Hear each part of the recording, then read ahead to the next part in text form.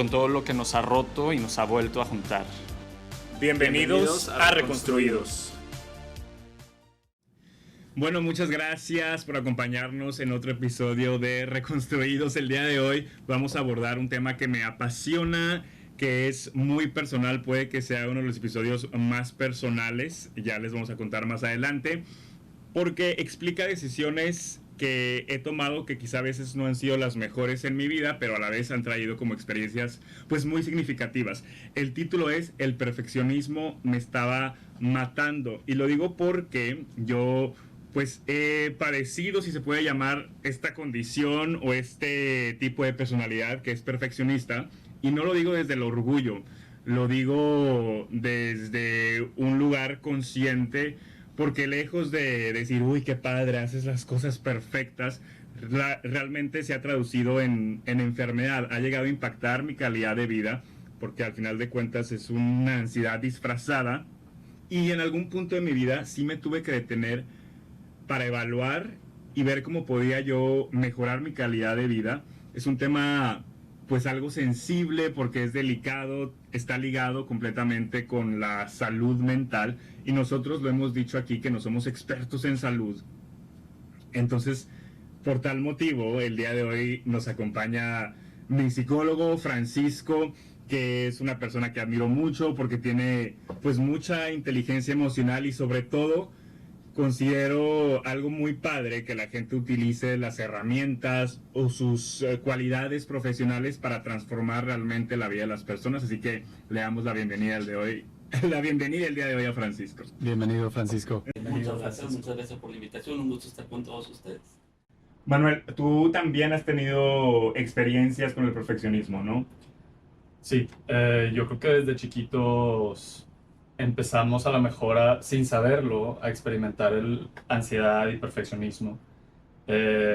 Yo creo me gustaría a lo mejor que muy brevemente, Francisco, nos explicaras qué es el perfeccionismo, así más allá de la idea común de querer que todo salga perfecto. Realmente es algo con lo que lidiamos desde pequeños, ¿verdad? Solamente que a veces no tomamos conciencia de ello, ¿verdad? Pero nuestra personalidad se forma en los primeros 7 años de vida, ¿sí? Básicamente nuestra esencia está formada ahí. Entonces, lo que somos de adultos, pues viene con esos cimientos, ¿no? Y el perfeccionismo, ya respondiendo específicamente a tu pregunta, Manuel, pues sí, cae digamos, en los rangos que antes se mencionaba como neuroticismo, ¿no? La palabra se dejó de usar porque se le daba una implicación ofensiva, ¿sí? Vieja neurótica, viejo neurótico, entonces mejor ya no se usa, ¿no? Pero lo llevamos a extremos donde sí, no solo queremos que las cosas salgan bien, que yo siempre lo digo con mis pacientes, ¿no? O con las personas que tengo la oportunidad de hablar. A ver, en el ámbito laboral, por ejemplo, puede ser extraordinario. Sí, difícilmente un patrón o un jefe se va a quejar de un empleado que es perfeccionista, porque te sabe hacer las cosas muy bien, sin que tú se lo pidas, solito se va a encargar de hacerlas bien. Pero cuando lo llevamos al terreno personal, al terreno familiar, ¿sí? Ahí se complican mucho las cosas, porque es muy difícil. Las personas perfeccionistas, yo digo, normalmente no disfrutan la vida, la padecen. Y no solo la padecen ellos, hacen que la padezcan las personas que viven a su alrededor. A mí algo que me sorprendió mucho, sobre todo este año, claro, como tú mencionas, yo sé que tengo el tema del perfeccionismo desde hace años. Sin embargo, creo que no fue hasta principios de este año que realmente le rasqué y llegué hasta la raíz de este problema, y me explotó la cabeza, por así decirlo, identificar cómo está ligado a la infancia. Les cuento brevemente. A principios de este año estaba en una sesión con Francisco, que es mi psicólogo, y estábamos usando una técnica que se llama tapping. Justo estábamos trabajando en mejorar un sentimiento de temor o miedo que yo tenía a enfermarme por cuestiones del perfeccionismo. En el pasado, como les comenté, yo tuve un problema del estómago que creemos que surgió a raíz del perfeccionismo. Entonces, en esta sesión estábamos trabajando el miedo que yo tenía a volver a enfermarme. Creo que estábamos repitiendo una frase que decía más o menos: tengo miedo a enfermarme por ser tan perfeccionista. Francisco le iba agregando unas palabras. Para no hacerles el cuento largo, la frase terminó en algo de la infancia, y yo veo esta sesión para los que son fans de la película de Harry Potter, que nosotros somos muy fans de Harry Potter, hay una parte en los libros y en las películas, ya casi al final, donde Snape, el maestro, está como practicando con Harry para que Voldemort no controle su mente, no se meta en su mente. Y justo como yo me sentí más o menos como Harry Potter en ese momento, obviamente en contextos muy diferentes, pero Francisco estaba como intentando llegar a ese lugar de mi infancia que me dolía mucho. Es un lugar muy oscuro y de hecho pues costó mucho llegar a ese momento y sentirlo de verdad. Por eso, Francisco, quiero que nos digas por qué es tan importante lo que hacemos en la infancia, lo que pasa en nuestra infancia, ¿no? Vamos primero a hacer una aclaración, ¿no? Los psicólogos decimos que no hay infancias perfectas porque no hay padres perfectos. O al inverso, no hay padres perfectos, no hay infancias perfectas. Pero hay que recordar que los padres hacen lo que pueden con lo que tienen y normalmente lo hacen desde el amor que sienten por los hijos, ¿va? Ya después cometen errores, claro. Si nos vamos hacia atrás, los padres de ellos cometieron errores todavía más fuertes o más graves, ¿no? Y bueno, la intención de ellos es buena, pero obviamente cometen errores como cualquier ser humano. Y dentro de esos errores, pues van dañándonos, van lastimándonos, ¿no? Van programándonos de alguna manera. Ellos lo hacen con la mejor intención, ellos lo hacen con el amor, pero muchas veces terminan afectándonos, ¿no? Entonces, no solo en la cuestión del perfeccionismo, cualquier cualidad, cualquier defecto que pudiéramos tener, si lo llamamos de esta manera, tiene mucho que ver con las programaciones que tenemos desde pequeños. Nosotros estábamos platicando y claramente no vamos a juzgar a nuestros padres. Tenemos una relación bastante decente con ellos y muy madura. Repetimos, no vamos a cuestionar, sabemos que lo hicieron desde el amor, como dice Francisco, y a su manera. Sin embargo, la realidad es que cuando era chico, yo hablo desde mi experiencia, pues mi papá fue un padre muy, muy exigente. Siempre quería que sacáramos muy buenas calificaciones, quería que nos desempeñáramos en el deporte, en deportes que a veces no nos encantaban, quería que siempre tuviéramos todo muy ordenado, sacar las mejores calificaciones. Si a esto le agregas que además en la escuela, cuando era niño, yo la verdad a veces no encontraba como muchos espacios para relacionarme con otros niños, me refiero a tener cosas en común, pues se arma ahí un cóctel extraño, ¿no? De cosas de ansiedad. Y obviamente nuestros padres no quieren hacernos daño, pero aquí, Francisco, ¿cuál puede ser el consejo para los padres de familia, gente que está criando ahora sí niños? Yo, de hecho, en alguna sesión contigo platicaba que me encantaría, y no sé por qué a alguien no se le ha ocurrido, que en los primeros años de la educación de los niños, en kinder, si es posible, debería haber una materia que hable de las emociones, ¿no? Sí, sería ideal. Y no una, tal vez varias y tal vez por varios años, ¿no? Desgraciadamente nuestras autoridades sanitarias parece que no le dan la importancia que tiene al tema de la salud mental. Lo digo porque hace tiempo me invitó una institución, para ser específicos el Consejo de Instituciones, a hablar del tema de la legalización, por ejemplo, del uso de la marihuana, ¿no? Y yo les decía, bueno, a ver, primero habría que ver nuestra infraestructura como país. Contamos, por ejemplo, con el Instituto Mexicano del Seguro Social, aquí en nuestra ciudad. En ese tiempo no tenía psicólogos, ¿sí? Hay un psiquiatra para atender a una población muy grande que no alcanza, te hace, digo, y no es criticarlo, es que pues es lo que le pide la demanda, ¿no?, de sus usuarios, de hacer una consulta en 5 minutos. Una consulta psiquiátrica pues no alcanza en 5 minutos, ¿no? Y luego el ISSSTE, por ejemplo, que brinda atención a los trabajadores del Estado, pues no tiene psicólogos, no tiene psiquiatra. Entonces, ¿qué iba a pasar con toda esa población, todas esas personas que estuvieran empezando a consumir, que al cabo de algún tiempo pudieran empezar a tener afecciones? Seguramente algunos las iban a tener, pues no había la infraestructura en nuestro país para atenderles. Y esto lo relaciono con lo que tú comentas, ¿verdad? Qué bueno sería que también nuestras autoridades educativas pudieran darse cuenta de la importancia que tiene el manejo de las emociones, ¿no? Porque no todo significa sacar 10. De hecho, cuando padres de familia me hablan de que sus hijos sacan puros 10, a mí no me gusta mucho. No me gusta mucho la idea de que saquen puros 10, porque muchas veces, no siempre, pero muchas veces podemos encontrar detrás de esas excelentes calificaciones intentos de aprobación, de reconocimiento de parte de los hijos. Y lo que es peor, muchas veces a pesar de esos 10 ni siquiera así se los damos. De hecho, cuando estábamos haciendo toda la lluvia de ideas del episodio y de qué vamos a platicar, llegamos a que también a lo mejor el perfeccionismo es algo parte de la cultura latina, que desde a lo mejor de muy chiquito nos instalan ese chip de que tienes que sobresalir en todo y rómpele y ser mejor y de que tenemos que hacer todo muy bien. Sí, y bueno, yo podría decir que tal vez a nivel mundial, ¿no? Por ejemplo, Japón tiene un fenómeno relativamente reciente, ¿no? Que se llama karoshi, si mal no recuerdo la pronunciación, que habla de gente que fallece por exceso de estrés laboral. Ajá, precisamente por la exigencia que tienen tan alta ya también. Recordemos que muchos estudiantes cuando no logran ingresar a las universidades se practican el harakiri también, ¿no?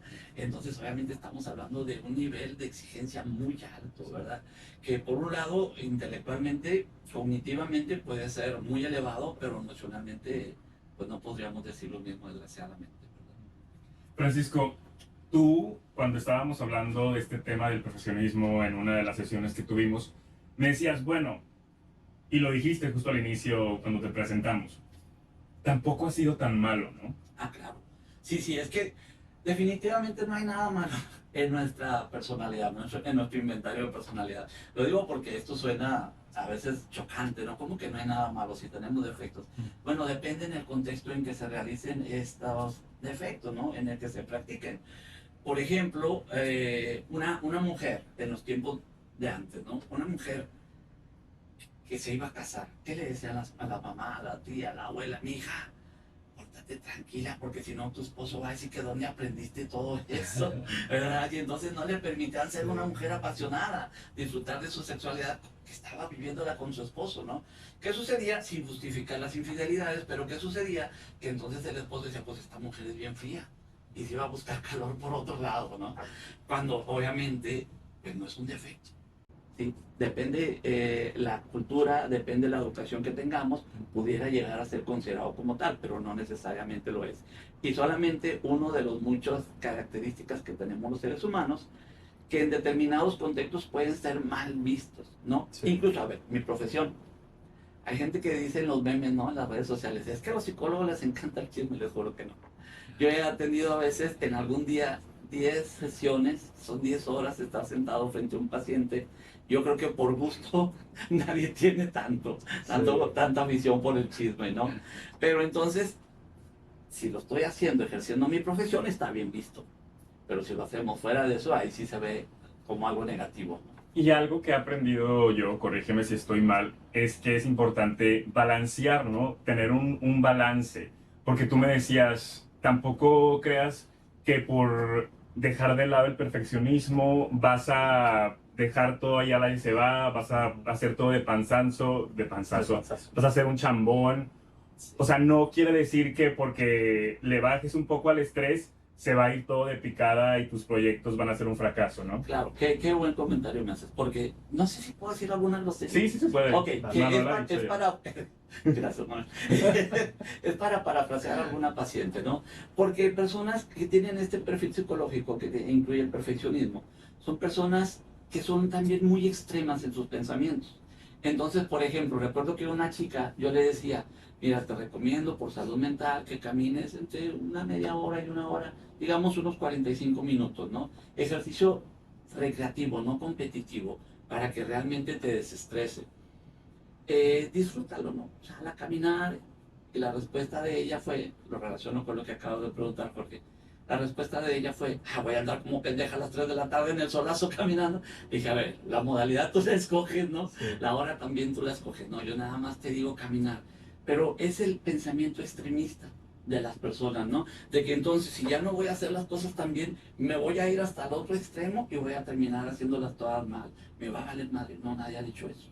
Nada más le vas a bajar 2 rayitas a ese perfeccionismo para que sigas funcionando bastante bien, pero para que no caigas en lo que ustedes mencionaron hace ratito, el burnout, que es el desgaste, ¿sí? Ya me consumí, ya me agoté, ¿verdad? Por tanta exigencia. ¿Cómo se ve una vida o después de empezar a sanar el perfeccionismo?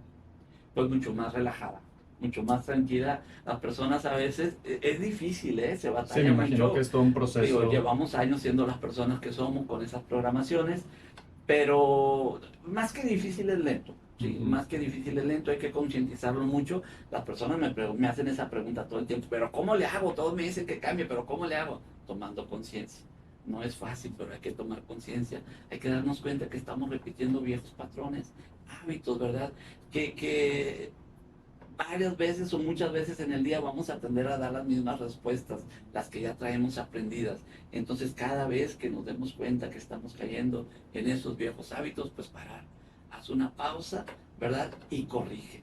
Y corrige desde la amabilidad contigo mismo. No tenemos por qué pelearnos. Es que otra vez sigo siendo el mismo No, no, tranquilo, ¿verdad? Amable y solamente corrige. Y una pausa puede ser tomarte 5 minutos para respirar, para salir a caminar, para relajar los hombros, ¿no? Esas cosas que parecen muy pequeñas hacen una gran diferencia. Claro, simple y sencillamente respirar lento y profundo. Con eso nos alcanza bastante. Sí. Voy a volver a explicar lo del tapping, porque creo que me faltó preguntar o llegar a la raíz de... llegar al punto que quería hacer con esto. Les comentaba que a mí a inicios de este año estaba en una sesión con Francisco haciendo algo que se llama tapping, que estábamos trabajando mi miedo a enfermarme por ser tan perfeccionista. Estábamos repitiendo una frase que decía más o menos así: tengo miedo a enfermarme por ser tan perfeccionista. Francisco iba agregando ahí palabras. El chiste es que la frase terminó con algo directamente ligado a mi infancia y Francisco estaba tratando de llegar a esos momentos que para mí son muy oscuros de mi niñez, o que para mí me costaron, ¿no? Me pesaron, tuve ahí unos sentimientos. Les comentaba un poco de la película de Harry Potter, ¿no? Que como Snape en algún momento trata de entrenar a Harry para que Voldemort, el malo, no logre controlar su mente. Y a mí me parecía que eso más o menos estábamos haciendo ahí con Francisco. Y fue una sesión muy intensa. Al término de la sesión terminé yo muy emocionado en el sentido de que me puse a llorar. De hecho, Francisco, me acuerdo que me dijiste: oye, ¿te puedo dar un abrazo? Sí. Quiero que le expliques a la gente por qué es tan importante permitirse sentir esa emoción, permitirse viajar a esos momentos y reconocer por qué afectan nuestra vida hoy en día, ¿no? Sí, bueno, es importante permitirse sentirlas, y no solo sentirlas, sino liberarlas, porque nos controlan esas emociones, ¿verdad? Tan fuertes, con tanta carga, tan añejas, nos vienen controlando no solo el estado de ánimo, controlan nuestras decisiones también, ¿verdad?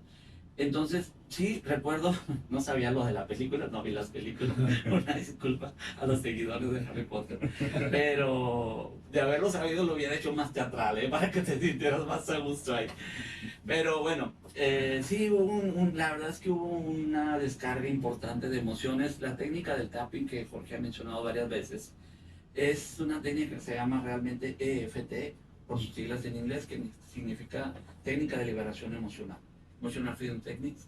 Y se hacen ciertos golpeteos en ciertas partes del cuerpo, básicamente en la cara y puntos de aquí en el pecho, que se llaman meridianos por donde fluye la energía. El creador de la técnica es Gary Gray, un ingeniero norteamericano. Él hace como una mezcla de la psicoterapia tradicional y la acupuntura china, ¿no?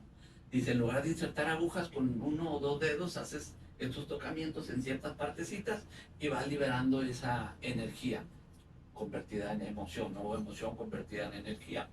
Y entonces por eso estuvo muy bonita, recuerdo esa sesión, estuvo muy bonita. Y el tema del abrazo es porque hay que, decimos en psicoterapia gestal, yo trabajo lo que tenga como recurso disponible para mis pacientes y creo que eso le ayuda. Entonces ahí hicimos una mezcla como de tapping con psicoterapia gestal. Es energizar al paciente, ¿no? Porque queda muchas veces el paciente, parece que hubiera hecho ejercicio físico, se queda así como cansado, un poco como cansado, agotado, pero a la vez muy aliviado. De hecho, esa vez me dijiste: vas a dormir a toda, y tuve una de las mejores noches de mi vida, yo solito. Sí, sí, sí. Y entonces, bueno, sí es importante, ¿verdad? Como decía, porque rige mucho nuestras decisiones, rige mucho nuestra vida. Y obviamente si son emociones que están ahí, que no podemos decir que sean negativas las emociones, solo son emociones, ¿verdad? Pero si nos han estado afectando, entonces pues lo importante es darle salida, que se libere. También otra cosa que mencionaba al inicio del episodio es que yo me llegué a enfermar del estómago y quería también, Francisco, que la gente entendiera cómo estos sentimientos pueden pasarse a afectar tu salud, ¿no? Puede ya ser algo físico. Hemos mencionado también, creo que en el podcast ya, que a veces el estómago es como el segundo cerebro ahí, ¿no? Sí. Y bueno, antes de responder tu pregunta, déjame hacer una aclaración, porque has mencionado 2 veces, si mal no recuerdo, Francisco decía unas palabras, y quiero que la gente no se quede con la idea de que estábamos haciendo una macumba ahí o algo raro, ¿no? No, Eran palabras, eran frases, palabras, y sobre todo que tenían una carga emocional muy importante para Jorge, ¿no? Que, a ver, con Jorge ya hemos tenido pues una buena cantidad de sesiones, entonces traigo mucha información respecto a él, más lo que en ese momento, en esa sesión me había dicho. Esas son las palabras que se le van acomodando al paciente al momento de trabajarle con TAPI, no con EFT, ¿no? Y bueno, después me gustaría ilustrar lo que acabas de preguntar con un caso. El asunto es que esta señora le había fallecido un hijo joven, muy joven, o sea, de una manera totalmente imprevista. Se fue a hacer deporte, ella se queda cocinando porque él va a venir con mucha hambre como cada fin de semana. Recibe una llamada y le dicen su hijo falleció en la cancha, le falló el corazón, ¿no? Muy fuerte. Y el problema viene, que los otros hijos que le sobrevivían a la señora no la dejaban llorar. Porque cada vez que ella se ponía mal, le decían, no mami, no llores, no te pongas mal, y trataban de distraerla. Mira, con cualquier cosita la querían distraer, ¿no? ¿Qué hacía? Pues que todo su dolor estaba contenido y se estaba convirtiendo precisamente en una somatización, ¿no? Empezaba el cuerpo a doler. Cuando yo la empiezo a atender, le explico, no, al contrario, usted trae un dolor muy fuerte. A ver, lo normal, lo que hace la gente cuerda cuando perdemos un ser querido, pues se llora, sufrir, ¿no? Entonces, no se vale como que nos hagamos los fuertes, como que yo puedo, no me afecta. No, es una buena idea. Y se lo dije al hijo que me la llevó también, ¿verdad? Tú también y tus hermanos también están sufriendo una pérdida porque acaban de perder al hermano. Entonces, dense la oportunidad de darle salida a esas emociones, ¿no? Pues sí, obviamente la señora empezó a llorar mucho. Yo lo aclaro cuando alguien va en duelo a mi terapia, ¿verdad? Le digo, te va a seguir doliendo, pero pues vamos a procurar que pase más rápido sin ponernos presión, pero aparte de sacarle el mayor provecho a esta pérdida, a esta experiencia, ¿verdad? Entonces se lo dije a la señora. ¿Qué sucedió? Que empezó a llorar, empezó a sacar su dolor, lo cual era normal y no se lo habían permitido, pero al menos los achaques del cuerpo, los malestares, las molestias, esas se desaparecieron. Francisco, otra cuestión del perfeccionismo es que puede llegar a impactar también tus relaciones de amistad, de pareja y también, sí, también de hermanos, de todo, ¿no? De familia en general. Pero también creo que impacta directamente tu capacidad de poner límites. Puede ser, ¿no? En el trabajo, por ejemplo. En prácticamente con quien te relaciones. Es como decíamos hace ratito, como todo un perfil, una cantidad de características propias de la persona, ¿no? Y es que buscan mucho, se vuelven tan perfeccionistas porque están buscando aprobación, están buscando reconocimiento. Y obviamente, a ver, ¿puedo platicar un caso? Sí. Ok. Una niña, me gusta mucho este caso porque se me hace excelente para ilustrar el punto. Una amiga mía, su niña saca segundo lugar en todo el estado en aprovechamiento. Yo le digo, felicidades. Ya me dieron permiso para decir groserías, ¿verdad? Sí. Bueno, no me voy a pasar. Voy a decir solo las que dicen mis pacientes, ¿ok? Le digo, muchas felicidades, le digo a mi amiga.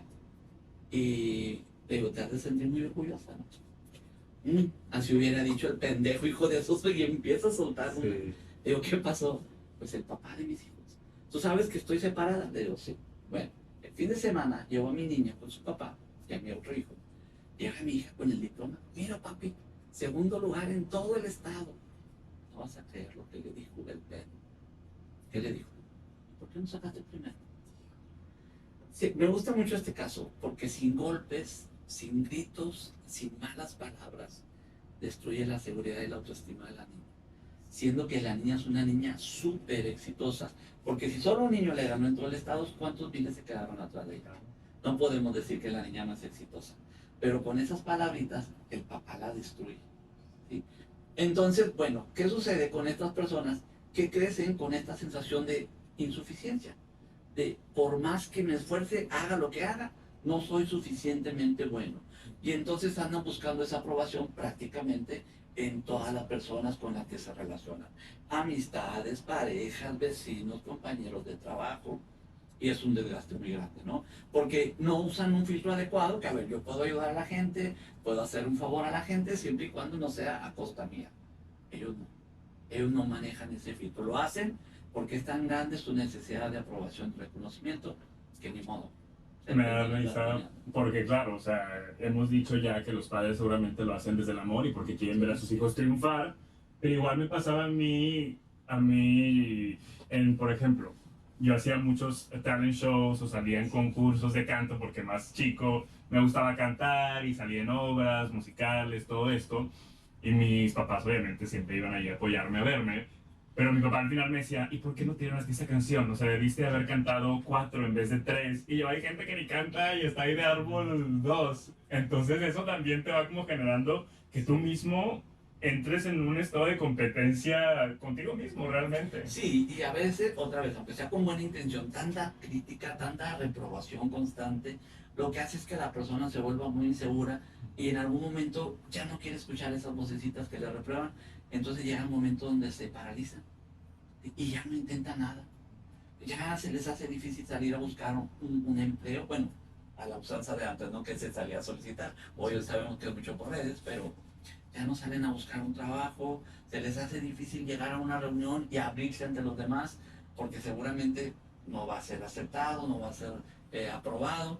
Se les hace difícil tener una pareja porque es que si me expongo y no les gusto, si no me quieren, si me rechazan, y bueno, empiezan a aislarse, empiezan a inhibirse mucho y a convertirse como en un ermitaño ahí, ¿no? En sus casitas no salen nada.